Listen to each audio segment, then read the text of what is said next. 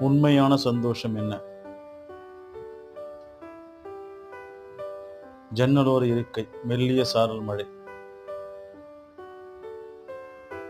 இடையே ஒரு சிறு நொறுவல்.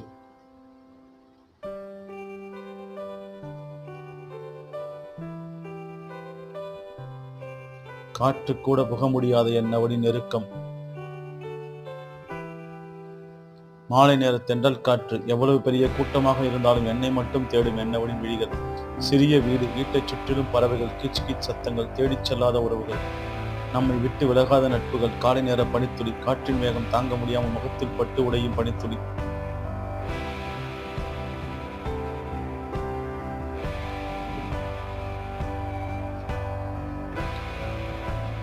இன்னும் அத்தனையும் அனுபவித்து கடந்த என் வாழ்வின் தடங்கள் மிக அழகானது. தடங்கள் மறை